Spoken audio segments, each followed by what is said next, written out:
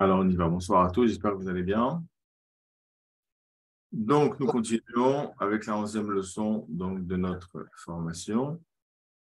Et donc, il commence ici, donc, DAF 13b, ligne 29, Tanoura Rabbanan. Donc, on va commencer à construire le pshat. D'accord? Ça va d'où à où d'ailleurs? On va à l'école après ça, ouais, ça va jusqu'ici. Jusqu'ici, on va se mettre un cadre. J'aime bien avoir un cadre pour bien savoir où on en est. Chaque fois, c'est intéressant. Voilà ce qu'on va donc étudier. Donc, le texte de la leçon commence avec un Tanoura Rabbanan, c'est-à-dire l'annonce de l'étude d'une Baraita. D'accord? Au passage, on va voir avec cette leçon quelque chose de très intéressant et qui va vraiment vous faire entre guillemets un bond déjà dans la maîtrise de la reconnaissance de qui parle dans le texte. Est-ce que c'est un Tana, un Amora, une Mishnah, une Baraita, une Tosefta, un Pasuk de la Torah?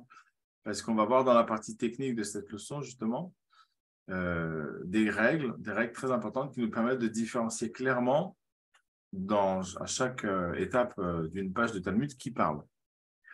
Ça faisait partie un peu de ta demande aussi, Nathan. Tu te souviens, tu m'avais dit que tu avais un petit peu du mal des fois à savoir qui parle. Donc voilà, c'est dans cette leçon qu'il va y avoir un tournant majeur avec ces règles-là. Bezrat Hashem, on aura l'occasion de les voir dès ce soir ensemble dans le cadre de notre étude. Donc, Tanoura Rabbanan, le DAF de Talmud nous annonce donc l'étude d'une Baraita. Donc, ça se traduit par les sages de la Baraita enseignent. 2 points. Donc, comme les sages de la Baraita enseignent, forcément, après, on a 2 points, on voit des guillemets pour l'enseignement en question. Shema Israël, Hashem Elokeinu, Hashem Echad. Donc, ça, vous connaissez, c'est le premier pasuk, c'est le premier verset du Kriyat Shema. Je ne traduis pas. Ad Kan, jusqu'ici. Donc, jusqu'ici, jusqu'où? Jusqu'à Echad. D'accord? Depuis le début jusqu'à la fin. Donc, jusqu'à Echad. Tzricha Kavana. Et en fait, Adkan, c'est jusqu'à la fin du premier pasuk, mais il faut savoir qu'il y a une règle, c'est que le premier et le deuxième verset sont inséparables. D'accord? Donc en fait, on inclut aussi forcément le deuxième verset. Alors il faudrait voir, d'ailleurs, je me souviens que j'avais lu dans Rambam que c'était que le premier pasuk. Voilà, c'est intéressant. Je viens de soulever une question, il faudrait voir si pour la Kavana, les deux sont liés ou pas. Parce que normalement, ils sont tellement intimement liés qu'ils sont inséparables, en fait, ces deux premiers versets. Il faudra voir pour la Kabbalah si c'est vraiment que Adkan jusqu'à la fin du premier passouk ou si c'est ça inclut le deuxième. Je pense que j'avais lu pour Rambam, c'était que le premier. Bon, Adkan, on verra ça après. Adkan, jusqu'ici, donc a priori jusqu'à Irad, jusqu'à la fin de ce premier verset, Tzricha Kabbalah, il est nécessaire, enfin, elle est littéralement, Tzricha Kabbalah, elle est nécessaire, la kavanat halev, la kavanat du cœur. D'accord? Il est nécessaire d'avoir l'intention du cœur. Divrei Rabbi Meir, d'après les paroles de Rabbi Meir. D'accord? Amar Rava, il a dit Rava. Donc là, c'est un nouvel intervenant qui commence. D'accord? Donc comme c'est un nouvel intervenant qui commence, on a notre première phrase qu'on va analyser. Hein, vous avez l'habitude maintenant comment on fait. On lit, et puis quand il y a une cassure ou un changement, eh ben, on décide que c'est une deuxième partie parce qu'il y a eu un changement. Donc là, on était dans Tanoura Rabbanan. La Tanoura Rabbanan, comme d'habitude, la structure d'une braïta, c'est d'exposer un pasouk, en général, un verset de la Torah, et de dire un enseignement avec un mikré, un din, un rab, et éventuellement un ta'am. Donc, on va analyser. Qu'est-ce qu'on a dans cette braïta? On a un pasouk, un verset donc du Kriyat Shema, le premier. Et on a un din et un rab qui parlent. Alors, quel est le din qui se dégage? Vous savez, quand on analyse un enseignement de référence, on a mikré, din, rav, ta'am, au moins, d'accord, et makor. Pas toujours, comme pas toujours, on a au moins Mikré Din. Alors, quel est le Mikré, quel est le Din, quel est le Rav? Ça, c'est des choses que vous devez censé connaître après dit le souvent. Vous savez utiliser ces notions-là maintenant. Alors, le Mikré, on parle de quel Mikré? C'est-à-dire, on parle de quel cas dans la halakha? De quel mitzvah, en fait, on parle? La lecture du schéma. La mitzvah de Kriyat Shema. Très bien. Maintenant, dans ce Mikre-là, on parle de quel din? On parle du din de la Kavana. Du din de Kavanah. Très bien. Et plus particulièrement de l'étendue de ce din, c'est-à-dire la quantité de mots, la portion de mots du Kriyat Shema qui nécessite une attention pour en être quitte. C'est ça le din dont on parle. Maintenant, quel est le din ici? Quel est le chidouche de cette braïta?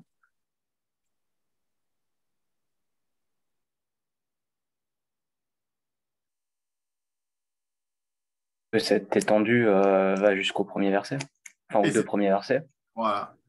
Alors, le deuxième, Voilà, attention, s'il est inclus avec le premier, il faudra voir. Ça, je reste béché là sur ça, je reste en question parce que c'est vrai que c'est un détail. On va dire pour l'instant, ce que nous dit la Baraita, c'est que le din est que pour être quitte de la lecture du schéma, il faut impérativement avoir la kavana dans la lecture du premier verset, mais pas plus. C'est-à-dire que même si on lit la suite du verset, la suite du schéma, à partir du deuxième verset, sans kavana, ça marcherait, on est quitte. D'accord? Qu'est-ce qu'on avait vu avec Rabbi Yoshia et Rabbi Zoutra? On avait vu quelque chose de similaire.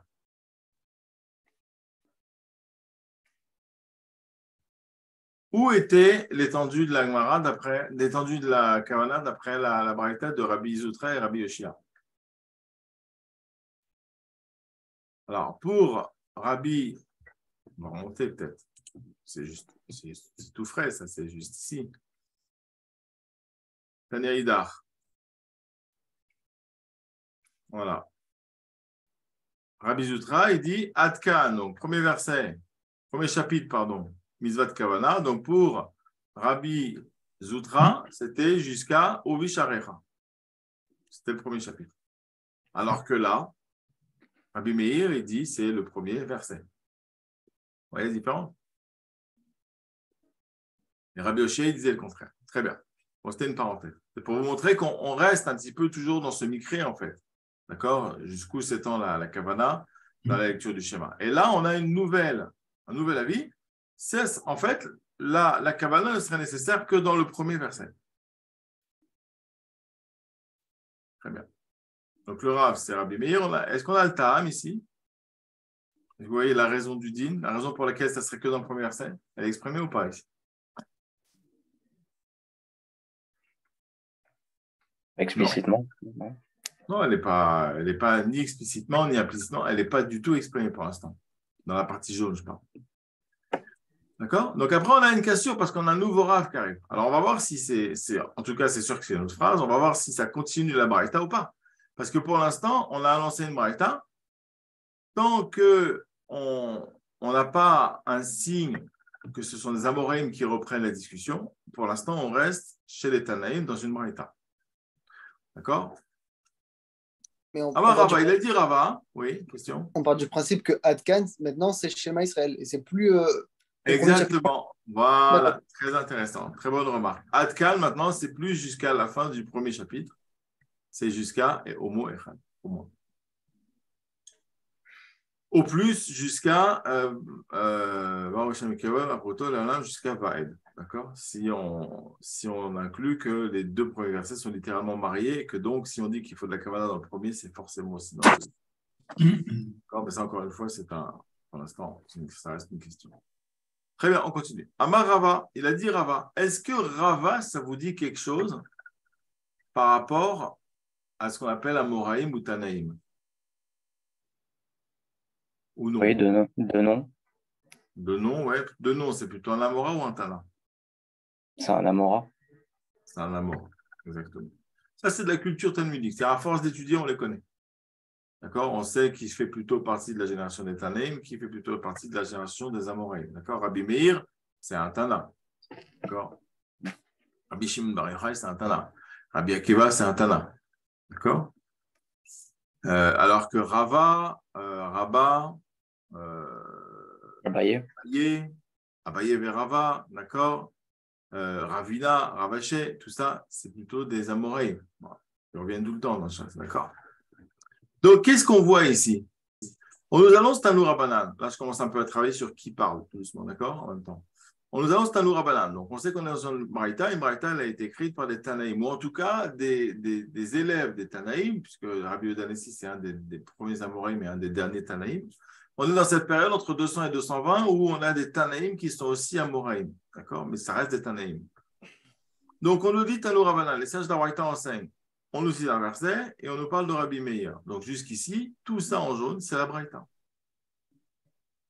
Tout à coup, changement majeur, un Amora prend la parole. Donc, est-ce que ce qui va suivre, c'est encore la Braïta ou on est déjà rentré dans le commentaire de la Braïta? D'après vous? C'est une question à laquelle vous pouvez répondre, hein, normalement. On est dans le commentaire, là, maintenant. On rentre dans le commentaire, exactement. D'accord? Parce que la Braïta va énoncer des dynimes, alors que la Gemara va analyser les dynimes, le ta'am, le mikré, de l'enseignement de référence, en l'occurrence ici de la Braïta, et le commentaire, eh bien, il a été écrit par les Amoraïm, donc la génération après les Tanaïm. Donc, dès qu'on voit qu'un Amora prend le flambeau de la parole, on va rentrer dans l'analyse de l'enseignement de référence. Et donc, forcément, on va aussi voir arriver quoi comme langue? Plutôt de l'hébreu ou de l'araméen? De l'araméen.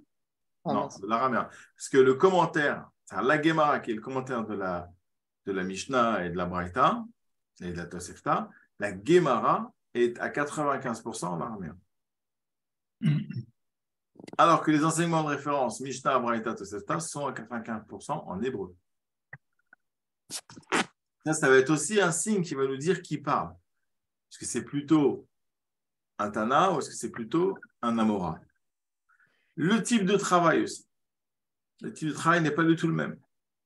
Dans les enseignements des Tanaïm, vous avez des exposés. On énonce, on expose des dynimes avec leur mikré, leur ta'am. D'accord? Des fois, il peut y avoir une question et une réponse. C'est rare, ça peut arriver.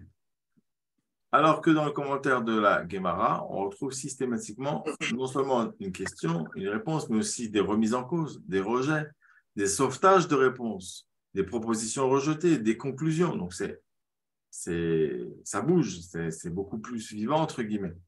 C'est beaucoup plus analytique, une Gemara. OK? Juste au passage. Et vous allez le voir là, ici, c'est exactement ce qui va se passer. Donc, Amar Rava, que dit Rava? Donc, on commence une nouvelle phrase. Alacha ke Rabbi Meir. Là, Alacha, elle est comme Rabbi Meir, d'après Rava. Tanya, on enseigne un nouvel enseignement de Tanaïm, une Braïta. Oui ou non?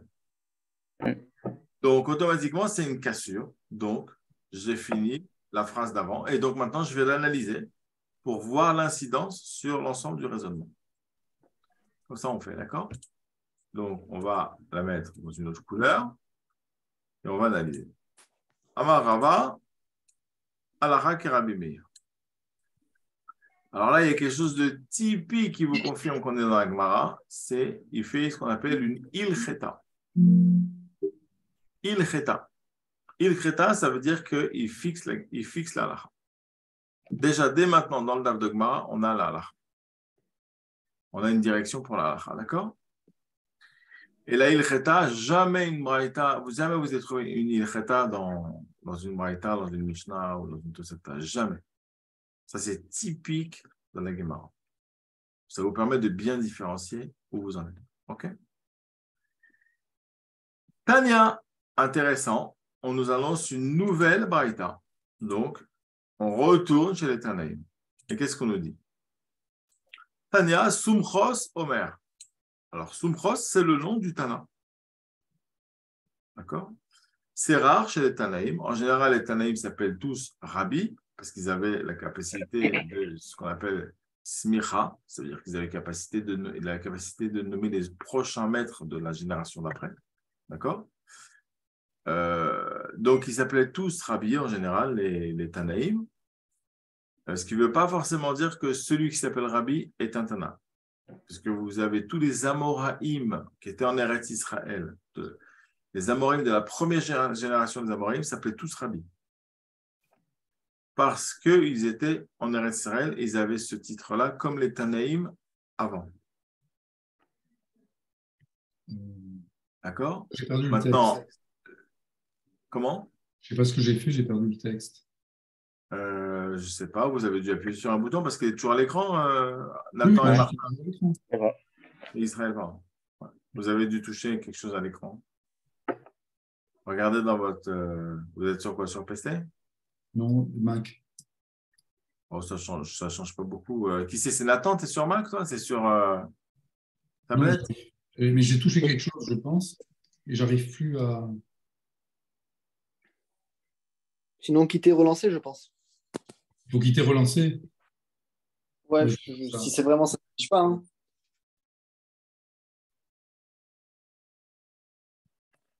D'accord, donc,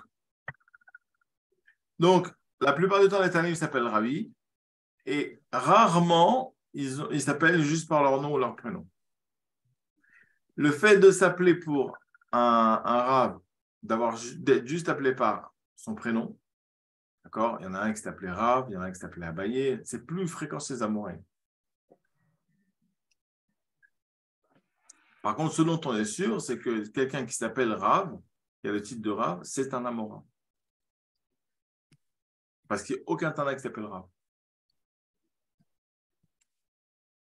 Par contre, s'il s'appelle Rabbi, ça peut être un Tana ou un Amora. C'est en général plutôt un Tana, mais il y a un petit pourcentage d'Amoraïm qui s'appelle aussi Rabbi. Donc, Rabbi ne veut pas forcément dire que c'est un Tana, alors que Rav, c'est forcément un Tana. Il n'y a aucun Tana. Et c'est forcément un Amora. Un Amora. Bon, Il faudra qu'on note tous ces astuces et indices pour savoir comment il faudrait qu'on note. J'ai rien pour non, noter. non, c'est le PDF de la semaine. Je vous ai dit, c'est le point technique de la semaine. Ah, il y a tout dedans, toutes les petites Il y a tout, astuces. ouais. Vous allez vous éclater, là. Magnifique. Ouais, mais voilà. Attends, voilà, le point technique. Ah ouais, il faut qu'on travaille aussi sur les tableaux d'analyse pour construire le tableau Mikrizin Raptam. Et voilà, reconnaître qui parle dans la discussion. D'accord, ok. Donc là, c'est tout ce qui reste les Tanaïm. Et là, c'est les Amoraïm. Il y a même reconnaître par rapport si c'est de la Torah écrite, de la Torah orale. Enfin, c'est une folie. Alors, c'est bien, je vois que vous êtes content parce que tout est noté, tout est écrit. Je vous imagine, je vous dis pas le QCM qu'il y a derrière. 27 questions. C'est vraiment ce à quoi je pensais. J'hésite encore. Est-ce que je mets les QCM en option libre pour celui qui veut progresser, mais ça n'empêcherait plus de passer à la leçon d'après? Bien que je vois que vous vous échinez tellement à les réussir et à revoir la leçon pour les réussir que je pense que ça fait son effet, que vous êtes sans arrêt en train de réviser et que du coup, ça vous fait progresser. Non, mais je ne vais pas faire un gros QCM. Je pourrais parce qu'il y a beaucoup de points. Il y a 10, 11 points sur chaque fois. Mais je ne pense pas. Les QCM, ils sont pas encore faits sur cette partie-là. Je vais rester simple quand même. Parce que le but, ce n'est pas de vous embêter non plus. Mais voilà. Disons que dans le cadre de la construction de notre chat, je suis obligé d'inclure en même temps cette partie technique parce que d'abord, elle est très belle. Elle sert énormément. Et puis, j'adore ce truc-là. J'adore parce que ça a tout de suite un résultat, quoi. Immédiatement dans le texte, on sait se repérer qui parle et c'est vraiment ça donne beaucoup de goût, quoi. Ok, on y va. Tania, donc on démarre une nouvelle braïta, donc on s'attend à des Tanaïm. Sumchos Omer, eh ben le voilà, c'est son nom. Il s'appelle Sumchos, certains disent Sumchus. Et quel est son enseignement? Kol Hamarir Be'echad, Kol, tout celui qui Hamarir, qui prolonge Be'echad dans le Echad, Ma'arichin lo, on prolonge à lui, Yamav, ses jours, Ushnotav et ses années. Donc là, il y a un verbe qui est important, c'est le verbe Lehaharir. C'est de l'hébreu. Un Chut Ma'arir, un Chut c'est un fil en hébreu, d'accord? Un Chut Ma'arir, c'est une rallonge en Israël. Tu vas dans un tembor, c'est-à-dire, ça s'appelle une quincaillerie en français, un tembor, et tu demandes, Bevakasha, telni chut ma'arir, c'est les knotes chut ma'arir, je veux acheter une rallonge. Donc, leha harir, ça veut dire rallonger. D'accord? Bonsoir Eric. Comment tu vas? Bonsoir à tous, je viens d'arriver de loin. Eric, bon, tu connais Nathan et Israël. Je te présente Thierry. Enchanté. Très Voilà, heureux. qui nous a rejoint, Ah ben, qui est au niveau, qui a fait des leçons, tout ça, et qui participe avec nous donc à ce cours, Bezrat Hashem. Donc, Kolama, on reprend. Ne t'inquiète pas, tout est enregistré, Eric. Hein. d'accord, ok. Kolama arrive, tout celui qui prolonge le Echad, donc le mot Echad a priori, d'accord? Ma'arichin lo, on prolonge pour lui, donc on lui prolonge. Yamav, séjour, Ushnotav, Shanim, Shana, c'est une année, Shanim au pluriel, mais mais on peut dire aussi Shanot en fait, donc Shenotav, et 16 années. Amar Rav Achabar Yaakov, tiens, un nouvel intervenant. Donc on a un changement là. Donc on a une nouvelle phrase. Donc je mets en dagesh, en exergue, ma phrase d'avant, parce que j'ai une unité sensuelle, du coup j'ai une unité de sens ici, vous comprenez? Et je vais analyser l'effet de cette unité de sens sur l'ensemble du raisonnement. Ça, c'est vraiment important de comprendre ça. Hein. Le fait de savoir, le fait, si vous voulez, de repérer qui parle et le fait de comprendre la traduction va me permettre de découper en fait mon texte en différentes phrases qui ont du sens. Ça, c'est une étape importante dans l'autonomie. Parce que quand vous découpez les phrases qui ont du sens, automatiquement, vous avez des articulations qui se dégagent dans le raisonnement général du texte. Et donc, vous commencez à pouvoir raisonner, à repérer, tiens, est-ce que là, c'est une question? Est-ce que ça ne sera pas une réponse? Est-ce que ça ne sera pas le rejet de la réponse? Est-ce que ça ne sera pas une preuve pour la réponse? Est-ce que ça ne sera pas une deuxième question? Vous comprenez? C'est important dans le commentaire. Dans la maîtrise du commentaire, c'est très important comme étape. De savoir découper sa phrase. Donc, on a une nouvelle phrase et on va analyser, très important, une fois qu'on a une nouvelle phrase, on analyse donc l'effet de cette phrase dans l'ensemble du raisonnement, dans l'ensemble de la discussion talmudique. Et tout doucement, il se dégage l'articulation, le repérage de la structure de cette discussion talmudique. Alors, on y va. On remarque qu'on a une première Tanour Rabbanan avec un mini commentaire de Rava. Commentaire qui consiste en une ilcheta. Et hop, tout à coup, on a une deuxième, donc une première Tanour Rabbanan, une première Braïta. On a une deuxième Braïta tout à coup qui arrive, Tania, et il n'y a pas 2 points entre les deux, ni 1 point. Je vais vous donner la parole, je ne sais pas qui voulait parler. 2 points ou 1 point, ça découpe différents grands paragraphes dans un DAF il n'y a pas beaucoup de ponctuation dans un DAF de Gemara. D'accord? 1 point en général, quand on passe un point, ça veut dire qu'avant et après, ce n'est pas le même sujet. Pas tout à fait. Donc, quand on relance une nouvelle braïta, alors qu'il n'y a pas eu 1 point ou 2 points avant, ça veut dire qu'on reste quand même dans le même sujet, même si on change de braïta. Qui c'est qui voulait parler? C'est moi, je n'avais pas compris ce que tu avais dit juste avant, mais je ne sais pas si tu te rappelles. Je réécouterai la bande. Ok. Quoi, juste avant? Avant que tu arrives? Non, juste avant, tu as parlé à propos des paroles roses, là, et tu as dit… Ah oui, parce que ça, tu n'étais pas là, mais c'est pas grave, tu reprendras avec le… Là, je ne peux pas reprendre ça. Tu vois, c'est pas méchant. D'accord, tu reprendras avec la vidéo. Sinon, il faut que je refasse tout. Non, il n'y a pas de problème. Ilcheta, j'ai dû dire mot Ilcheta. Ilcheta, ça veut dire que Rava, il a conclu la par rapport à l'enseignement d'avant. Ok, donc on y va. Que nous dit cet enseignement?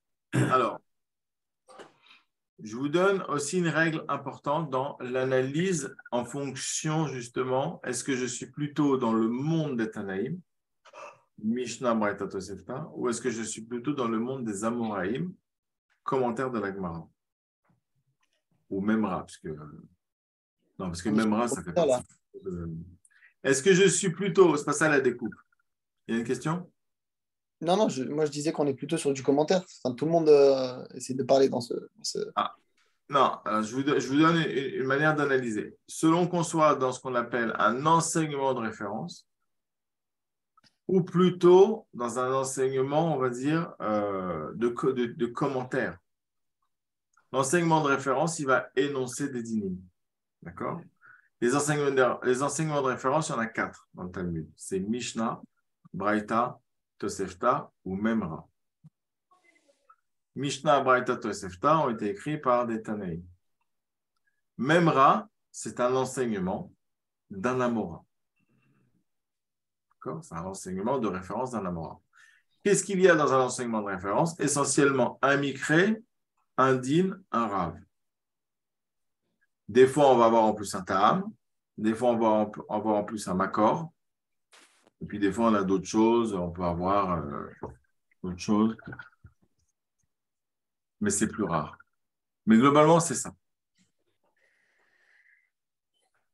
Or, la différence entre un enseignement de référence et le commentaire d'un enseignement de référence, c'est que dans le commentaire, on va avoir toute une discussion à propos de ce qu'il y a dans l'enseignement de référence, qui va poser des questions, apporter des réponses, rejeter des réponses, valider certaines réponses.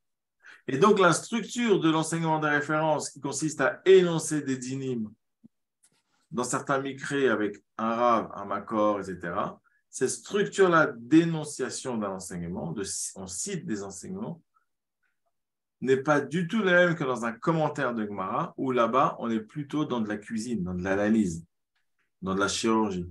On va disséquer les choses. On va poser des questions, on va proposer des réponses, on va rejeter certaines réponses, on va valider d'autres réponses, on va conclure. Et je conclus sur ça, automatiquement, selon que j'ai repéré que je suis dans un enseignement de référence ou que je suis dans un enseignement de type commentaire, je vais plutôt dans un enseignement de référence essayer de repérer les éléments fondamentaux, Mikré, Din, Rav, Ta'am, Makor, alors que dans un commentaire, je ne vais pas d'emblée essayer de repérer les éléments fondamentaux, je vais essayer de repérer plutôt les étapes du raisonnement. Et les étapes du raisonnement vont arriver aux éléments fondamentaux, mais en étant passés par des filtres d'analyse. Du coup, et c'est ma troisième point de conclusion, l'enseignement de référence me donne un premier tableau avec tous mes éléments fondamentaux que j'ai récoltés en termes d'information, Mikré, Din, Rav, Ta'am, Makor, Drachat du Ta'am, Nafkamina, des choses comme ça, alors que l'analyse de mon commentaire, ça va d'abord être une liste d'événements qui sont en fait les étapes de la discussion talmudique pour arriver à un nouveau tableau d'éléments fondamentaux qui aura changé parce qu'il sera passé par une étude analytique. Ça, c'est ce qu'on voit un petit peu ici. D'accord? On va voir dans ce... Et c'est un point de passage important parce que les 10 premières leçons qu'on a vues ensemble représentent surtout un certain travail sur l'enseignement de référence, sa structure, son mode de fonctionnement. Vous l'avez compris. Et là, on va tout doucement commencer à glisser vers des choses déjà plus de Gemara, les étapes du raisonnement, comment fonctionne la Gemara, etc. Tout doucement. D'accord? Donc, pour ça, c'est une transition, cette leçon. Alors, Eric, je t'écoute. Non, oui, juste, il y a des discussions qui commencent par une Mishnah ou par une oh mince, alors je ne vais pas me rappeler, c'est pas possible. Une Braïta. Ouais. Et il y a dans la discussion et le commentaire de cette Mishnah ou de cette Braïta, une nouvelle Braïta. Ça arrive tout à fait. C'est ça que tu parles. Voilà, c'est ça que tu ça arrive parles. tout à fait. Tout à fait. Voilà. Et donc, cette deuxième Braïta ou deuxième Mishnah ou deuxième Memra peut devenir un nouvel enseignement de référence qui va donner lieu à un nouveau commentaire, ou au contraire, faire partie, c'est un enseignement, mais pas de référence. Non, parce que l'enseignement de référence, c'est le premier qu'on a eu au début. Tout à fait. Et cette Braïta, ou cette Mishnah, ce nouvel enseignement va venir en confrontation de l'enseignement de référence et utilisé comme une sorte de cartouche dans le raisonnement du commentaire de la Gemara. Exact. Merci. Donc, c'est pour ça, c'était super pour ma transition, c'était exactement ce que je voulais dire maintenant. C'est que quand on arrive, on a eu une première enseignement de référence, donc Tanour Rabban, une première braïta, et qu'on arrive ici, il n'y a pas de césure, il n'y a pas de 2 points, il n'y a pas un point, il n'y a pas de cassure, donc on voit qu'il y a une continuité par rapport à ce qu'il y a avant. Avec cette nouvelle braïta, il faudra comprendre pourquoi la Gemara insère une nouvelle braïta pour confronter par rapport à la première. Est-ce que c'est pour s'opposer, parce qu'il y a un contenu qui s'oppose? Est-ce que c'est pour confirmer? Est-ce que c'est pour compléter? Ce qui va s'appeler un développement en fait des enseignements de la première braïta à travers une nouvelle braïta, par exemple, d'accord? Razak. Alors, on avance, on va analyser donc, ce nouvel enseignement. Tania Sumchos Omer, donc Sumchos, qui est un Tana, il dit la chose suivante. Donc, vous avez compris que maintenant, comme je me retrouve dans un enseignement de type plutôt enseignement de référence, en tout cas plutôt Mishnah, Braïta, Tosefta Memra, je dois chercher tout de suite maintenant les éléments fondamentaux qu'il contient. Je ne dois pas chercher les étapes du raisonnement, je ne suis pas dans du commentaire là. Donc, Mikre, din Rav au minimum. Sinon, je n'ai pas d'enseignement. Si je n'ai pas un Rav qui dit un din dans un Mikre, c'est comme si tu ouvres un catalogue Ikea, il n'y a pas de photo, il n'y a pas de nom du produit, il n'y a pas de prix. Donc, c'est quoi? Alors là, je de crèmerie. Tu comprends? Donc, tu n'es pas dans un catalogue Ikea. D'accord? On y va. Alors, qu'est-ce qu'il nous dit? Il dit Kol ha'ma'arir be'echad. Tout celui qui prolonge le echad. Il nous dit dans le echad. Ça a son importance. On lui prolonge ses jours et ses années. Oh. Donc, de quel Mikre on parle, sachant qu'on est vraiment dans le domaine du Kriyat Shema, d'accord? Parce que même l'enseignement d'avant, c'était pas là, Eric, mais on a parlé du Kriyat Shema, du premier verset du Shema. On a dit que la Kavana, c'était que dans le premier verset du Shema. Donc, on est dedans. Et il n'y a pas eu 2 points. Donc, on prolonge le sujet. Donc, on est toujours dans cette ambiance du premier verset du Shema, avec la Kavana sur le premier verset du Shema, d'accord? On est dans cette ambiance-là. Quel est le Mikre dont il parle? Dans ce Mikre, quel est le din qu'il énonce? Et quel est le Rav qui parle? Allez, Mikre, din, Rav. Vous avez les éléments pour répondre. Je vous fais travailler un peu. Prenez votre temps parce que je dois me faire un café. Dans ce nouveau en bleu, la Tania Somrous. Ouais. Dans une nouvelle braïta, on entend que Somrous dit que toute personne qui prolonge le Echad, ses jours seront prolongés. Ben voilà. C'est ça son din. Alors, très bien. Et là, tu m'as tout dit, là. Ben ouais. C'était une braïta parce que tu m'as dit Tania, tu m'as dit ce qu'il dit, tu as paraphrasé et tu m'as dit son nom. Mais moi, j'ai besoin de savoir. Je veux que tu le Rav exclues chaque chose avec un nom, avec une étiquette. Ça, c'est le din, ça, c'est le Mikre, ça, c'est le Taham, ça, c'est le Rav. D'accord. Allez, on y va. Alors, Tania, ça veut dire que c'est une braïta. Braïta, c'est un Taham. Ah non, quoi? Ah non, pas du tout. Non. Ça, je ne t'ai pas demandé. Ça. J'ai demandé. Ça manquait de sucre. Din, le Rav. On y va. D'accord. Dans cet ordre-là. On a donc une braïta qui nous indique que le Rav, Somrous. Le Rav, c'est Somros, très bien. C'est Somros, d'accord. Qu'est-ce qu'il dit comme din? Très bien. Il dit que toute personne qui va prolonger le Echad, din, il aura ses jours prolongés. C'est quoi le din? Le din, c'est il faut prolonger, il y a une obligation ou une recommandation de prolonger le Echad, ou le din, c'est ce que tu mérites quand tu as prolongé le Echad. C'est quoi le din? Très bonne question. Merci. Bonne question, oui, mais c'est moi qui pose les questions. Non, toute personne. Non. Le din, c'est toute personne qui prolonge le Echad aura ses jours prolongés. Voilà, donc le din, c'est quoi? C'est toute personne qui prolonge le Echad. Alors donne-moi un mot, en un mot. Fais-moi une étiquette. En un mot. Un seul mot. Prolonger. Non, il faut un mot qui ne soit pas dans la phrase, sinon c'est de la paraphrase. Oui, c'est ça. Étendre. Des synonymes. Allez, c'est parti.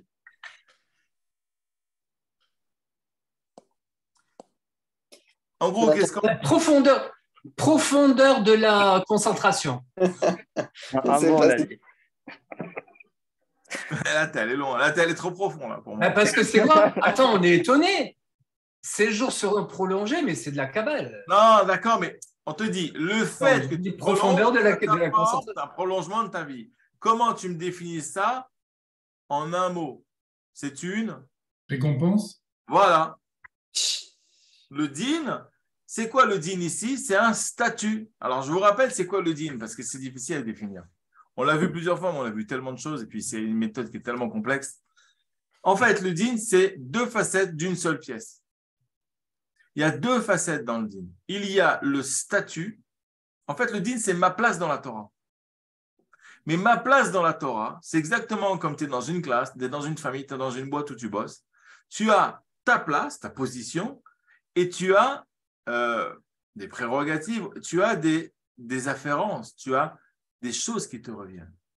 Soit de droit, tu as des droits, soit des devoirs, soit des autorisations, soit des interdictions.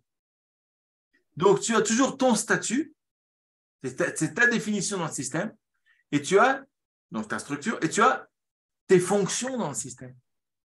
D'accord. C'est ça le din.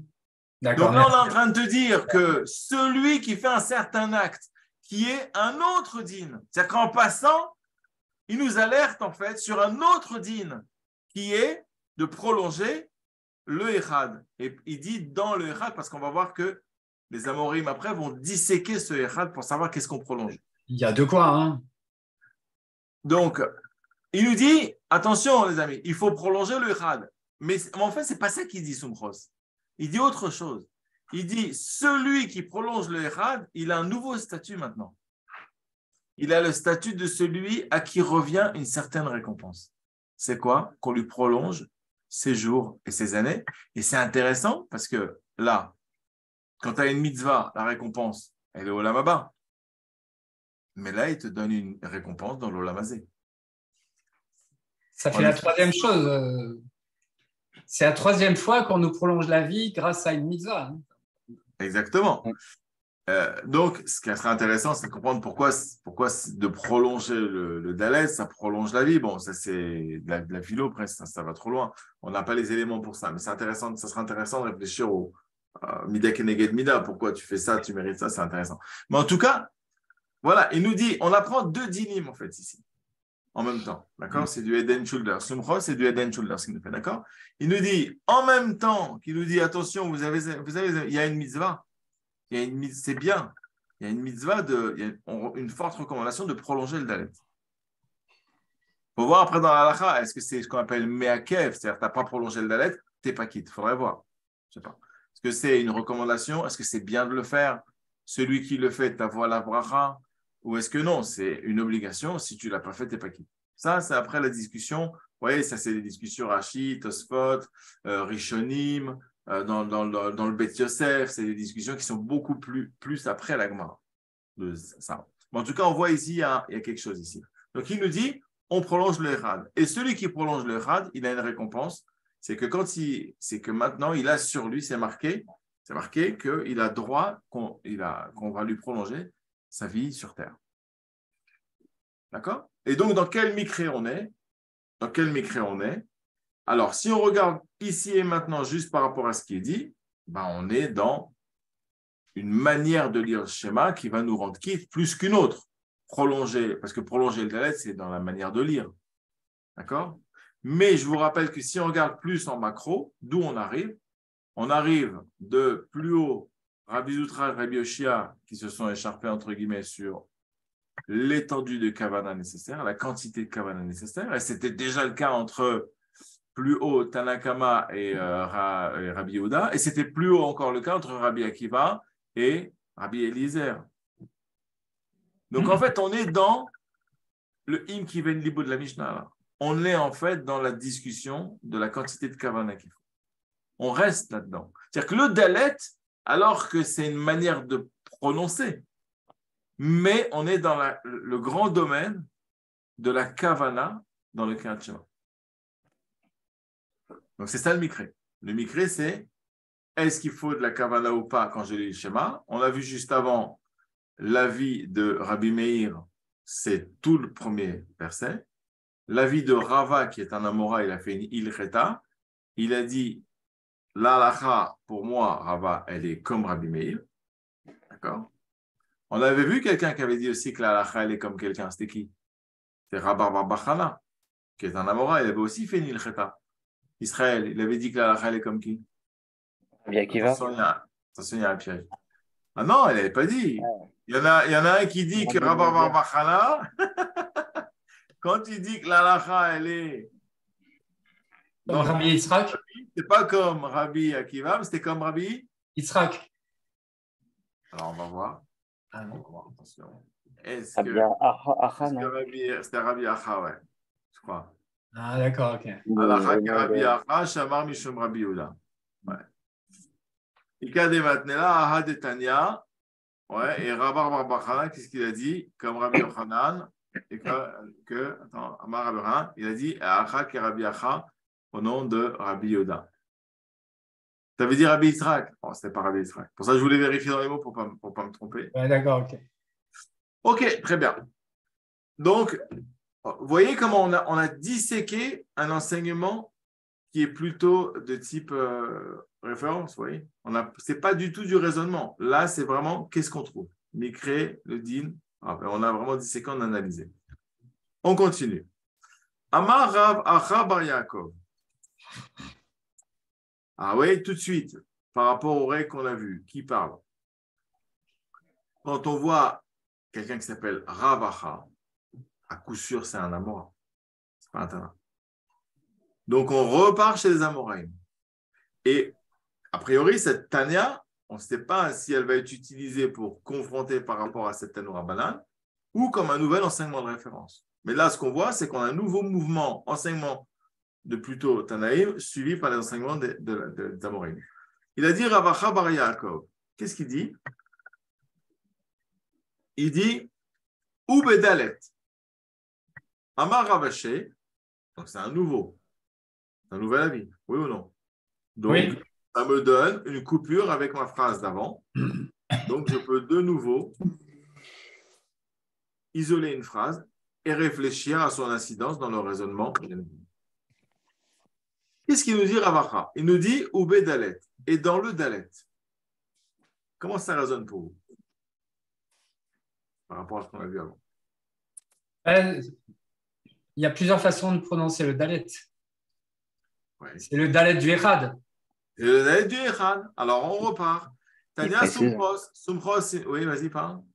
Non, je disais, en fait, il précise la Braïta juste avant. Voilà, il précise dans le Dalet qu'est-ce qu'il faut prolonger. On comprend maintenant. Tania Sumchos Omer, Sumchos enseigne que tout celui qui prolonge dans le Echad, dans le mot Echad, mais il prolonge quoi dans le mot Echad? Le Aleph, le Chet, le Dalet. Parce que prolonger le mot Echad, c'est prolonger la fin, prolonger le Dalet, forcément. Mais en fait, non, c'est pas évident. Tu peux dire Echad, ou alors Echad, ou alors Echad. Je peux prolonger les trois, en fait, le Aleph, le Chet ou le Dalet, finalement.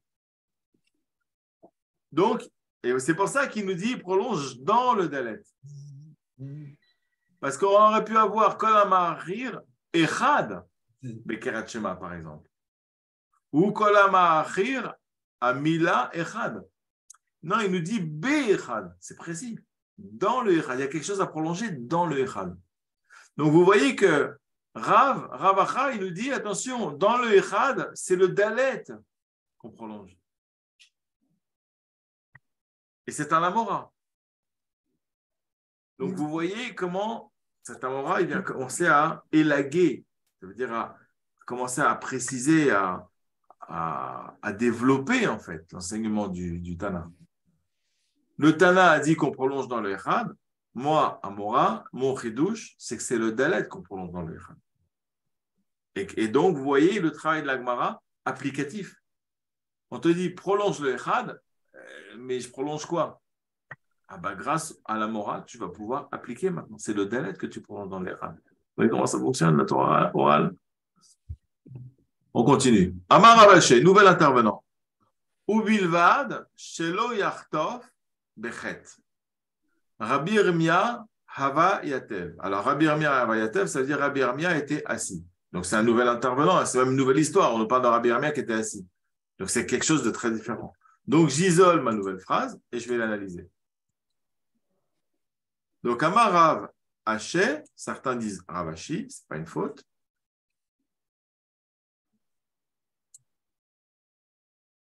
Qu'est-ce qu'il dit, Rav Hashi? Il dit qu'il a entendu que c'était chet et pas dalet. alors non, c'est pas ça qu'il dit. Je vais traduire parce que je n'ai pas traduit. Regarde, il a dit Rav Hashi ou bilvad chez. Alors bilvad, levad, ça veut dire seul. Levad. Bilvad, ça veut dire seulement. Ou bilvad et seulement. Chez que. Donc et seulement, ça veut dire, on dirait pour les matheux, si et seulement si. D'accord, et à condition que. Et seulement si. C'est ça. Ou bilvad chez. Et seulement à condition que lo yartov. Alors, c'est quoi l'artov? L'artov, ça veut dire attraper. D'accord? Escamoter, on dirait. Écorcher. Tu enlèves quelque chose, tu arraches quelque chose. Ah. C'est l'artov. Ou bilvad chez lo yartov bechet. Mais à condition qu'il n'escamote pas le chet.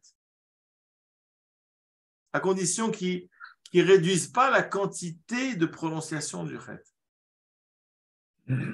Donc, il vient nous préciser quelque chose, Rav Hashi, par rapport au prolongement du dalet, du coup, maintenant. Et Rav Hashi, c'est aussi, bah oui, c'est marqué, c'est Rav, donc c'est aussi un Amora. Donc, qu'est-ce qu'il vient nous rajouter, Rav Hashi, en fait? Et par rapport à Sumchos, et par rapport à Ravacha, pardon. Mais qui est d'accord avec Rav Sumchos, il vient pas le contredire. Tout à fait. Comme Rava, il vient compléter l'enseignement de Rav Sumchos. Il ne vient pas non plus contredire Rav Acha par Yaakov. Il vient rajouter, je suis d'accord avec tout ça, mais attention, voilà. Ne déformez pas le chet. Exactement. Ne réduisez pas la quantité de prononciation, le temps en fait de prononciation du chet. Pourquoi? Qu'est-ce qui peut se passer? C'est quoi cette histoire que maintenant qu'on sait que c'est le dalet qu'on prolonge, apparemment il y aurait un chacha, il y aurait une crainte d'escamoter le chet. Comment ça marche?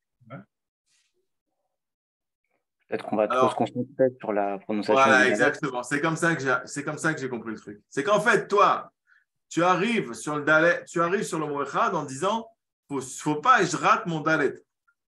Rien que déjà de prononcer un dalet, en fait, ça. Tu es obligé de le transformer. Hein. C'est pas, tu coinces entre la langue et la dent. Ça devient un z. Ouais. Echad. C'est ça en fait. Donc, mais c'est même impossible en fait de prolonger un dalet parce que le dalet c'est de. Et tu dois le prolonger, donc c'est bizarre. Bon, peu importe. Mais il y a un grand, je ne sais pas si c'est pas Rabbi Akiva, qui, dans son supplice, il a dit Hachem Echad, il a continué le dalet. C'est lui ou je ne sais pas qui c'est. Oui, c'est Rabbi Akiva qui est mort sur le Echad. Ouais, c'est ça. Et donc sur le dalet, en fait, sur le dalet qui est prolongé, mais apparemment, c'est sur un the, comme tu dis. Oui, exactement. Excusez-moi, c'est de la musique, hein, ce qu'on est en train de parler. Tout à fait. On met un point d'orgue là, attends, on met là aussi. Exactement. Plus court ici ou plus court non, là. C'est la cinquième de Beethoven, ça. Grave, si je peux intervenir, on prolonge tous le Echad. Mais on ne prolonge pas le 2. C'est une erreur, c'est une faute. Ah bon? Bien sûr. Tout le monde le fait. Tu vois, c'est marqué ici. Oui, mais c'est pas tranché comme ça. C'est pas parce qu'il a dit que forcément ça sera tranché. C'est tranché, c'est un dîme, ça. La halakha, c'est Echad. C'est pas Echad. Il n'y a personne qui va revenir dessus. Il y a personne qui va revenir dessus pour dire que non, on n'est pas d'accord de son avis. Oui, tout à fait, non. Il n'y a personne qui va revenir dessus. Tu vas voir jusqu'à la fin. Là, on a fini. Après, on passe à une autre histoire entre Rabbi Irmia et la halakha. Tout à fait. Bon à savoir. Alors, je vais être obligé un petit peu de vous parler de Rashi parce que c'est intéressant ce qu'il dit Rashi sur ce chet, vite fait. Mais l'idée, c'est que si on veut donc prolonger le dalet, c'est qu'on va effectivement, comme a dit Israël, on va se concentrer en fait sur ce dalet et on va presque en oublier en fait le chet. Et pour être sûr de ne pas rater, on va se précipiter un peu sur le dalet. Et donc, il y a un risque en fait, par une trop grande concentration de vouloir prolonger le dalet, de se précipiter et d'escamoter le chet. Et Rashi, je vais regarder, peut-être on peut vite fait le lire. Ce n'est pas tellement le niveau, mais c'est intéressant. Lo chazina de kamekabel, ba'amida, voilà, obilvad shelo yartov bachet. Ouais, c'est ça, hein, ouais. Bishvil, Rashi il dit,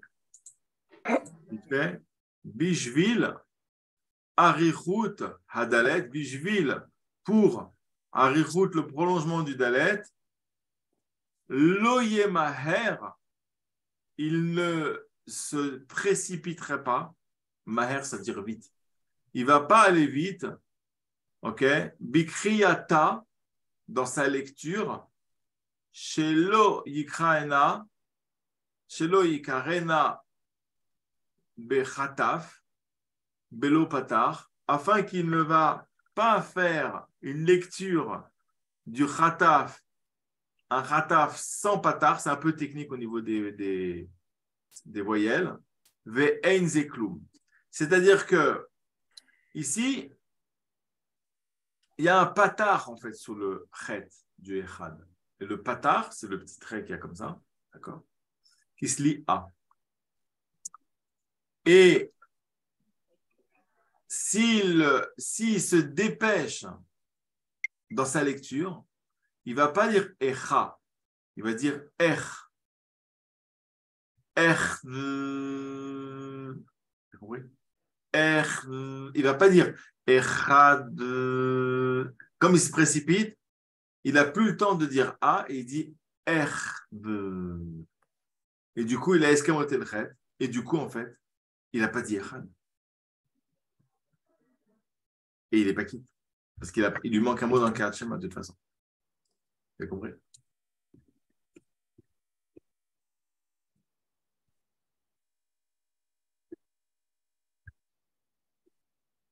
Ok. Alors, intéressant. Qu'est-ce qu'on voit? On voit qu'on a... Alors d'abord, on peut conclure sur cette Tanya. Finalement, cette Tanya n'est pas venue en confrontation de la première Tanoura Banane. Elle est venue, ça pourrait être un nouvel enseignement de référence dans le prolongement de la première Tanoura Banane qui parle de la quantité de Kabbalah nécessaire, c'était Atkan. C'est-à-dire Atkan, c'était quoi? Jusqu'au mot Echad. D'accord? On nous dit Atkan, je relis pour Eric, Tanoura Banane, une braïta enseigne, Shema Israël, Hashem Elokeinu Shem Echad, donc c'est le premier verset du Kiryat Shema, Adkan, jusqu'ici, c'est-à-dire jusqu'à la fin de ce premier verset, donc jusqu'à Echad, Sricha Kavala. La Kavala est nécessaire, Kavala Talev, la Kavala du cœur, d'après Rabbi Meir. Et Rava, Amar Rava, Alacha qui est Rabbi Meir. La Alacha qui est Rabbi Meir. Vient cette Tanya qui nous parle donc de comment on doit prolonger le Echad. Et donc, effectivement, ici, on a dit que la Kavanah, c'est jusqu'au mot Echad. Et donc, cette braïta, le Sumpros, vient nous dire, attention, même dans le mot Echad, il se passe quelque chose de particulier au niveau de la Kavanah.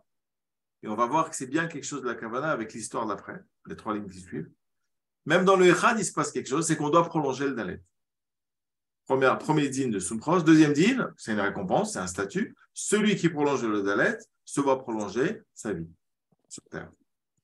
Sur ça, cet enseignement de référence donc des Tanaïm n'est pas clair, il n'est pas applicable, puisque c'est ça le but de la Mishnah et de la Braïta, c'est de tirer des enseignements du Chumash et quand on les écrit, de les écrire de manière pas très claire, pour plusieurs raisons, pour protéger, etc. Donc du coup, ce n'est pas applicatif, on ne peut pas bien l'appliquer. Et donc viennent les Amoraïm dans leur travail donc, de Torah orale de type Amora, de type Gemara, ils viennent compléter l'enseignement de manière à le rendre déjà plus applicable. On sait dans le Echad quoi prolonger, et on nous dit quand on doit prolonger le Dalet, attention de ne pas escamoter le Chet. D'accord? On continue. Rabbi Irmia Hava Yatev Kame de Rabbi Chia Barava. Je traduis. Rabbi Irmia Hava Yatev, il était assis. Donc en général, quand on dit il était assis, c'est soit parce que quelqu'un il est allé voir quelqu'un d'autre au Beth Midrash pour lui poser des questions, donc ils se sont retrouvés assis ensemble, soit parce que l'un était l'élève de l'autre ou la chavruta. D'accord? Donc Rabbi Irmia Hava Yatev, il était assis kamede. Kamede, ça veut dire au-devant d'eux. Au-devant de Rabbi Chia bar Ava.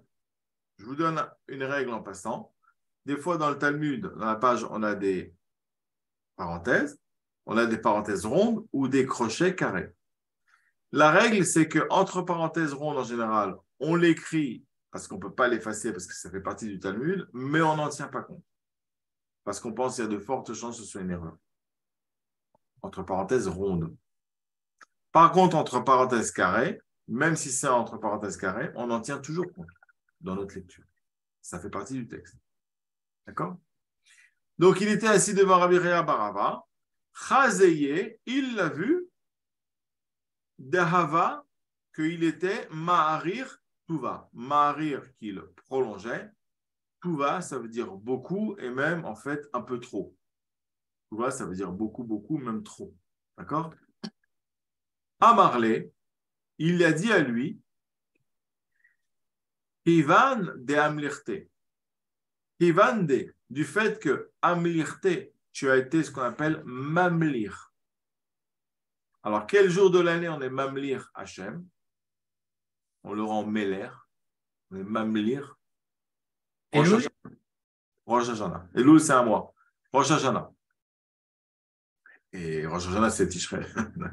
D'accord? Donc, à Rosh Hashanah. À Rosh Hashanah, toute la journée, on est Mamlir Hachem. Donc, les Amlir en hébreu, Amlirte en araméen. Donc, Kivan de Amlirte le Mahala ou le Mata.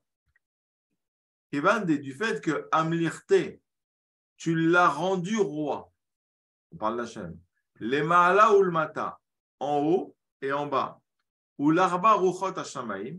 Alors, Arba Ruchot, les 4 vents Hashamaim du ciel, on va dire en français les 4 points cardinaux. Du moment que tu as proclamé la royauté de Dieu, en haut, en bas et dans les 4 points cardinaux, tout ça veut dire de plus, sous-entendu plus que ça, l'otzricha, tu n'as pas besoin. Et quand on dit l'otzricha dans le Talmud, ça donne dans la halacha lo chayav. Ata lo chayav. Tu es patour. Ça n'est pas obligatoire. Donc, je vous refais une petite traduction pour que vous puissiez réfléchir avec moi. Rabbi Yirmiyah était assis, donc là je lis, d'accord, dans ma tête et je dis en français, vous avez l'habitude de cet exercice. Rabbi Yirmiyah était assis devant Rabbi Chia bar Ava. Il l'a vu, il prolongeait, parce que Ava c'est il était prolongeant, parce que ça en fait c'est un participe présent, Ma'arir. Il était prolongeant, donc il prolongeait. Il a vu qu'il prolongeait trop. Évidemment, vous rattachez au contexte dans lequel on était avant de prolonger le dalet, vous avez compris. Il a vu qu'il prolongeait trop le dalet. Il lui a dit, du moment que tu as proclamé la royauté divine en haut, en bas et dans les 4 points cardinaux, plus que cela, tu n'as pas d'obligation. Voilà la petite histoire qu'on nous raconte sur ce qui s'est passé entre Rabbi Yirmiyah et Rabbi Chia bar Ava. D'accord? Alors, les deux s'appellent plutôt Rabbi parce qu'en fait, 80% des cas, cette abréviation Resh avec ça, ça se lit plutôt Rabbi. Bien qu'on peut trouver des fois que ça va se lire Rav. D'accord? Comment on va reconnaître ici qu'il s'agit plutôt d'Amoraïm? Ben, on a le mot Amlirte. Amlirte, c'est de l'araméen. D'accord? Tout, c'est de l'araméen. L'otzrichat. En hébreu, on dirait atalotsarir. Tu n'as pas besoin, tu n'as pas d'obligation. Mais là, l'otzrichat, c'est de l'araméen. Donc, vous voyez, partout, il y a des mots d'araméen. Donc, en fait, c'est des amoraïm qui parlent en araméen entre eux. Donc on est dans de la Gemara. On est dans du commentaire. On n'est pas dans un enseignement de référence plutôt d'étanaïm. D'accord? Alors, qu'est-ce qu'on va faire avec cette petite histoire? Parce que ici, ce n'est pas du Midrash, ce n'est pas une belle histoire, ce n'est pas de la philo, ce n'est pas de la Kabbalah, c'est une histoire qui a une valeur halachique. On est dans de la halakha. On est dans Mikre Din Rav Ta'am. avec un raisonnement, c'est-à-dire on est dans une analyse qui nous amène à de l'halakha, à des points de halakha. Qu'est-ce que ça nous apporte par rapport à notre prolongement du dalet? La limite du prolongement. La limite du prolongement. Très bien. La limite du prolongement. Alors, la limite dans quoi? Dans l'espace, dans le temps? Dans le temps. Voilà. Donc, la limite dans le temps s'appelle, c'est quoi? C'est une ronde, c'est une blanche, c'est quoi? C'est un point d'orgue qui a une limite. Durée. Il nous donne la durée halachique du prolongement du dalet. Extraordinaire. Sumchos, il nous dit mitzvah de prolonger le echad. Bon, on ne sait pas quoi dans le echad. Il nous donne la récompense de cette mitzvah. Rava, il nous dit c'est le dalet, les amis, qu'on prolonge. C'est Rava? Ouais, non, c'est Rava Chabar Yaakov. C'est le dalet. Ravashi, il nous dit attention, c'est vrai que c'est le dalet. Mais il ne faut pas négliger le trait. Maintenant, combien de temps on prolonge? On prolonge jusqu'à demain? Tu es à Arvit, tu commences à Arvit, tu prolonges quoi? 3 heures? Alors, il y en a qui pensent qu'il faut prolonger 3 heures, c'est les mitkavenim, ce qu'on appelle. Ils font des kavanotes. Kavanotes avec des tiroufim, c'est-à-dire ils associent des noms de Dieu, des lettres, etc. J'ai prié pas mal de temps avec des mitkavenim. Bon, j'avais un petit peu appris la base. C'est intéressant. Il faut vraiment avoir une tête pour ça, c'est spécial. Mais il y en a un des deux entre Rabbi Yirmiyah qui est mitkaven et Rabbi Chia qui n'est pas du tout mitkaven. Parce qu'en fait, la Kabbalah, c'est plutôt Kabbalah, c'est pas halakha. C'est pas halakha là, c'est pas halakha, c'est Kabbalah. D'accord? Et en fait, Chazeye, qui c'est qui dit, quand la Gemara, elle dit Chazeye, il l'a vu qui prolongeait trop. Qui a vu qui en fait? Alors je reprends l'histoire. Rabbi Yirmiyah était assis devant Rabbi Chia Barava. Il l'a vu qu'il prolongeait trop, donc le dalet. Un des deux a vu l'autre qui prolongeait trop le dalet. La question c'est lequel? Il lui a dit, donc celui qui a vu l'autre prolonger trop longuement, il lui dit à l'autre qui prolonge trop longuement devant lui, il lui dit quelque chose. Il lui dit, hey, dis-moi, tu prolonges beaucoup trop. Tu sais que ça suffit de prolonger le temps de penser, et c'est l'halakha, le temps de penser que Dieu est le maître du monde, en haut, en bas, et dans les 4 points cardinaux. Ça suffit. Du moment que tu as pensé ça pendant que tu prolonges ton dalet, ce qui dure un certain temps déjà. Plus que ça, tu n'as pas d'obligation. Tu es quitte.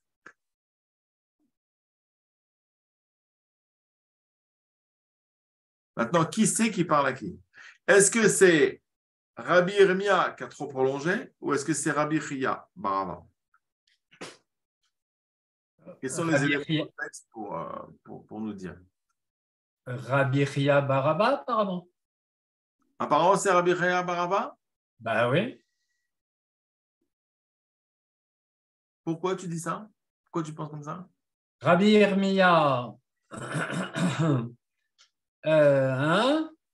j'en veux plus ce que ça veut dire exactement. Il rencontre, oui, il était assis, d'accord, face à Rabbi Chia Baraba, qui était en train, c'est lui. Ouais.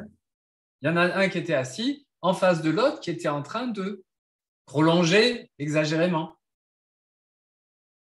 Alors, c'est ce qui me paraît Rabbi logique. Yirmiyah était assis devant Rabbi Chia Barava.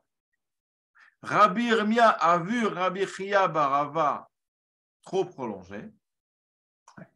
Il lui a dit, donc Rabbi Yirmiyah a dit à Rabbi Chia, du moment que tu prolonges le temps de penser ça et ça et ça, plus que ça, tu n'as pas besoin.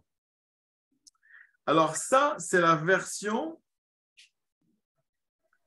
parce qu'il y a 2 versions, c'est intéressant. Vous voyez comment l'approfondissement du Talmud change la version et change la connaissance.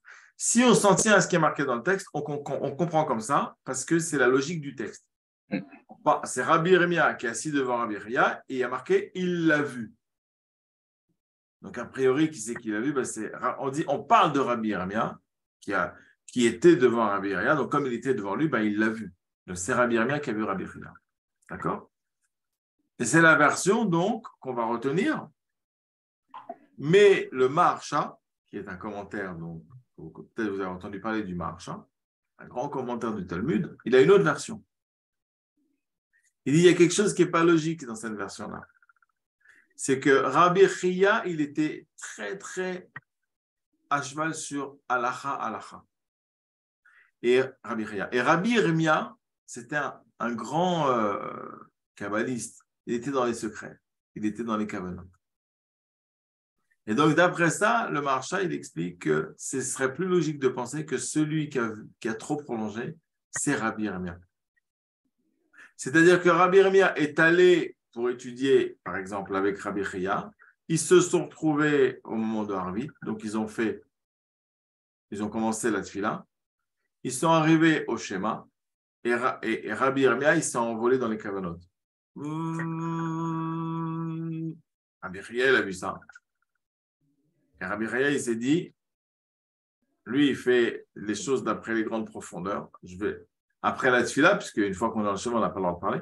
Après la tefila, je vais lui rappeler que la halacha, ça suffit de penser ça et ça pendant le prolongement du lettre et on est quitte. Pourquoi? Parce que quand tu es tout seul, tu pries tout seul, tu fais des grandes cavanotes, ça dérange personne parce que de toute façon, ta amida, tu vas la faire tout seul. Mais si tu pries Betsibour, et là, ils sont Betsibour puisqu'ils sont deux, ils sont ensemble, donc il est venu étudier avec lui au Beth Midrash et ils se sont trouvés dans Harvit, par exemple. Donc, ils sont Betsibour maintenant. Derrière, il risque de rater quoi? Une fila Betsibour. Au nom de quoi? Au nom de quelque chose qui n'est pas la halacha. C'est quelque chose de kavanot, de profond, c'est du plus. C'est bien si tu le fais, mais tu n'as pas d'obligation. Donc, au nom de quelque chose qui n'est pas obligatoire, tu te mets en danger peut-être de rater l'amida après en prolongeant trop le dalet. Et l'amida, Betsibour, c'est indigne, c'est une obligation. Donc, vous voyez, il y a cette ambiance générale qui se dégage où le Maharsha, il explique d'après lui, c'est plutôt Rabbi Yeremia qui a trop prolongé et c'est Rabbi Chia qui lui aurait fait, entre guillemets, la tochacha. Et pourquoi il lui fait cette tochacha? De lui rappeler, tu sais, d'après la halakha, ton obligation s'arrête à ça. Ça veut dire que tu n'as pas besoin de prolonger trop. C'est parce que justement, c'est forcément que sur le dos d'un prolongement qui n'est pas obligatoire, tu risques de rater quelque chose qui, lui, est obligatoire. Donc, ça rentre bien dans le pshat qu'ils étaient au Beth Midrash et qu'ils se sont retrouvés à faire un vite et que du coup, il a peut-être raté la Mida Betsibour parce qu'il a fait quelque chose de pas obligatoire.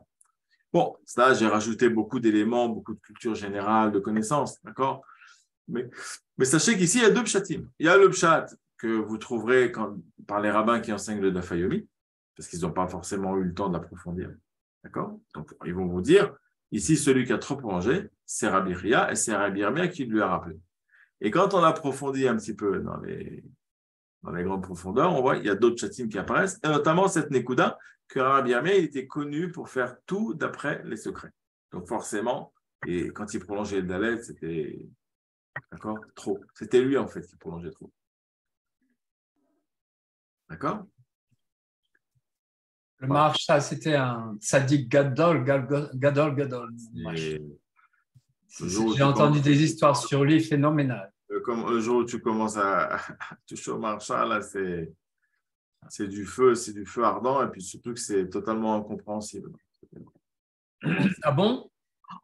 Ah là là, c'est dur. Mais, j'allais dire même moi, je ne suis pas la référence absolue non plus, mais c'est dur. J'ai du mal à l'étudier, c'est très très dur. D'accord. Essaye juste de comprendre linguistiquement ce qu'il dit. Moi, je suis très à cheval sur le sens simple des choses déjà, tu vois. C'est vraiment très chaud. Étudie une fois dans les mots. Essaye de comprendre par toi-même, de lire. D'abord, c'est que du Ktav Rashi, et puis il y a beaucoup de... Mais c'est super. Donc, voilà. Donc, voilà un petit peu ce qu'on pouvait dire donc, sur notre étude. Et on voit clairement, du coup, vous voyez, quand on repère bien en fonction de ce qu'on comprend, en fonction de on sait qui parle, etc., on repère bien après, vous êtes d'accord, hein, les étapes du raisonnement. Et du coup, on peut en faire des tableaux. Et c'est ça que je voulais voir aussi avec vous pour conclure un petit peu, puisqu'il va falloir commencer aussi à passer pratiquement au fait de savoir faire vos tableaux. D'accord? Donc ça, je suis un peu trop loin, mais là. Ça, c'est le PDF donc, de la leçon 11.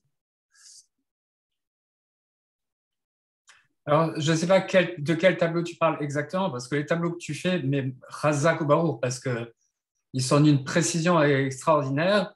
Ouais. Tu nous donnes le sens précis et de chaque mot et le sens global.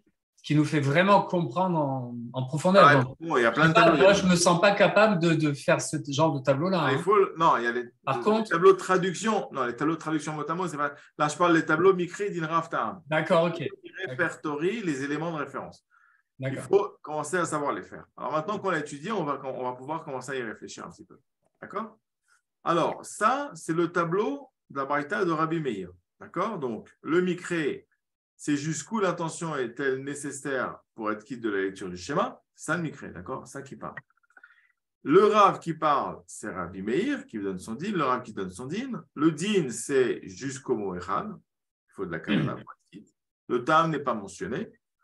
Et après, on a une Ilcheta de Rava, d'accord, qui pense que la halakha est comme Rabbi Meir.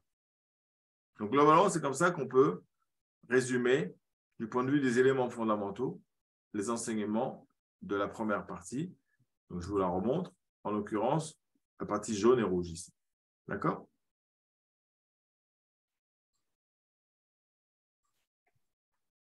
Deuxième tableau, ça va être le tableau de l'enseignement de Sumchos. D'accord? Où le Mikre, c'est les modalités de prolongation du mot Echad pour s'acquitter de la lecture du schéma. On est globalement, on reste dans les conditions d'acquittement d'après la Kavana, globalement.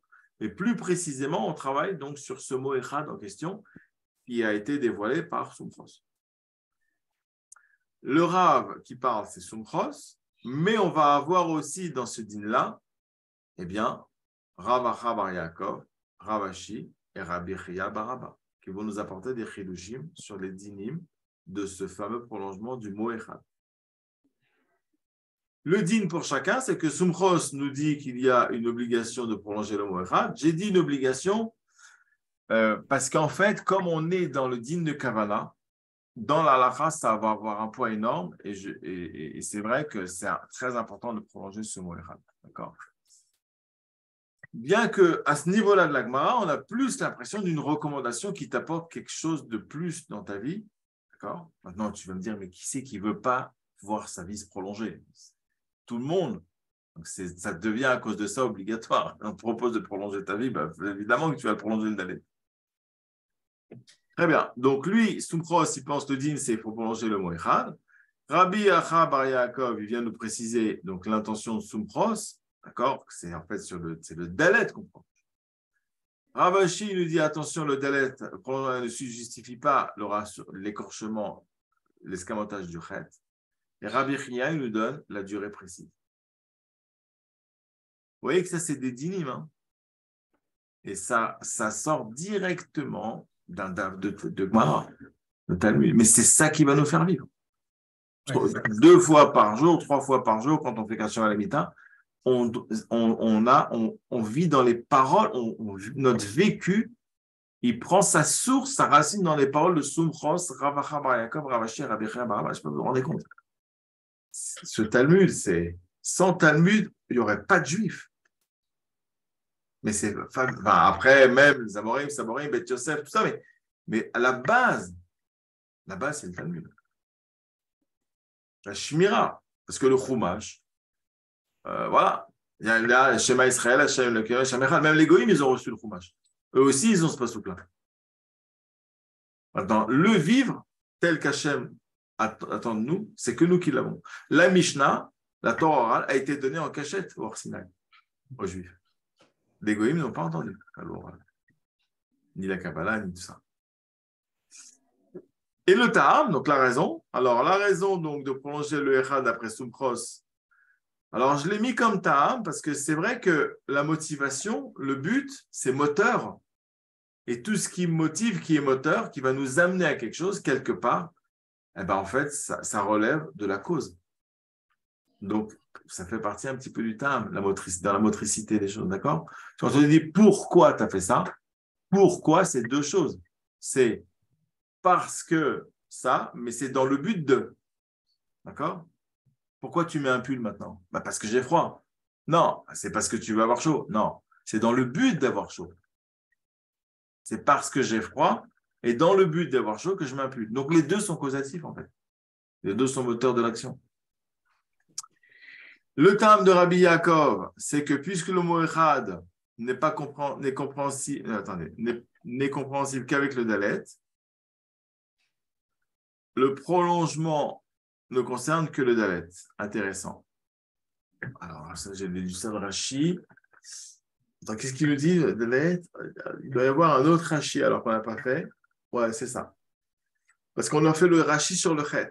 Il y a un Rashi sur le dalet où Rashi, il explique qu'en fait, ah oui, intéressant, on pourrait se poser la question, pourquoi le prolongement, ça passe sur Aleph ou chet? C'est un petit peu ce que Nathan nous a dit d'ailleurs, mais nous, on fait Echad. Donc, on pourrait faire comme ça. Pourquoi ne pas prolonger le Aleph ou le chet? C'est-à-dire, d'où Rabbi Yaakov, il sait que c'est le dalet qu'on prolonge. Parce que ce qu'on prolonge, c'est le mot Echad. À partir de quand tu as le mot Echad? Si tu as dit le mot Aleph, tu as dit t'as Echad? T'as pas.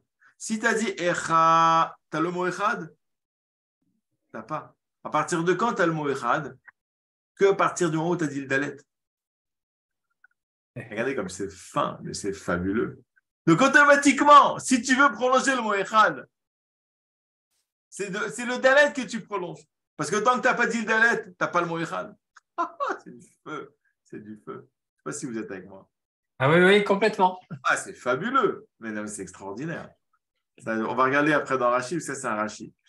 Et après, Ravashi qui nous dit, le raccourcissement du chet reviendra à prononcer donc comme s'il y avait un sheva muet dans la voyelle sous le chet. Au lieu du kamatz, alors il faut voir qu'on porte un kamatz, en fait c'est un patard. Il faut voir si ce n'est pas une erreur. Et donc, on n'aurait plus le mot echad. Là, il faut que je vérifie parce que moi j'ai lu dans Rashi que c'est un kamatz. Alors, pourquoi il y a marqué kamatz alors qu'en fait c'est un echad? Je prends tout de suite un sidour avec vous. Et on va tout de suite regarder sous le mot echad, est-ce que c'est un kamatz ou un patard dans le Kirat Shema. C'est possible. Il n'y a pas d'Ashkenaz ici?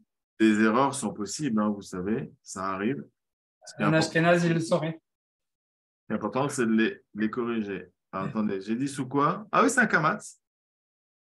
C'est un kamatz. Alors, pourquoi il dit? Ah oui, parce qu'il appelle un... Sous le echad, il y a un kamatz, mais Rashi, il appelle un chataf patach. D'accord. Ah oui, il doit y avoir une correction dans Rashi. On va aller voir. Et après, donc, le tam de Rabbi Chia, c'est que le temps de penser qu'Hachem est unique en haut, en bas et dans les 4 points cardinaux. Alors, ça, c'est la durée. Alors, pourquoi ça apparaît en tant que ta'am? Alors que c'est plutôt dans le din, ça, normalement, c'est bizarre. Le temps de penser qu'Hachem est unique en haut et dans les points cardinaux, c'est plutôt du din. Ça, c'est pareil. Pourquoi ça apparaît dans le tam? Je ne sais pas, il faut que je vérifie. Donc, c'est bien. Alors, on va vérifier deux choses dans Rashi. On va vérifier deux choses dans Rashi. Ah ouais, vous pouvez d'aller, c'est un long Rashi. Attends une seconde, je vérifie quelque chose.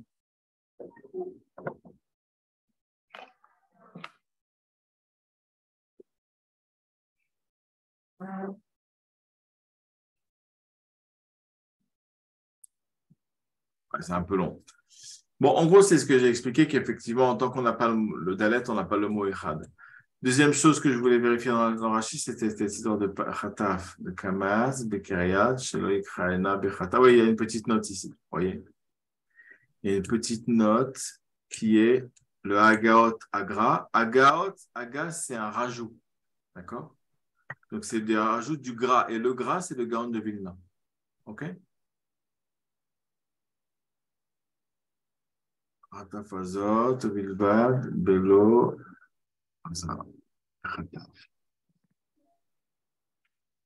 c'est marrant ça.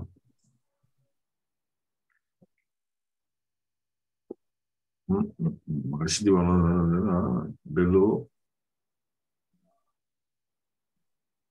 Il faut voir pourquoi est-ce que c'est un kamatz alors qu'ici Rachid dit un peu tard. Bon, vous voyez, c'est des choses à approfondir. D'accord? D'accord. Bon, très bien. Razak Obaro. Puis je vais voir d'où est-ce que Rabbi Chia il a ce ta'am, puisque en fait, le fait de dire en haut, en bas et dans les 4 rangs, c'est plutôt Zine. c'est duré. Mais attends, non. Non. Oui, j'ai compris. Oui, j'ai compris pourquoi c'est du ta'am. D'accord. C'est parce qu'en fait, En fait, c'est le fait qu'il pense ça qui crée une durée. Voilà. C'est pour ça que c'est ça la raison.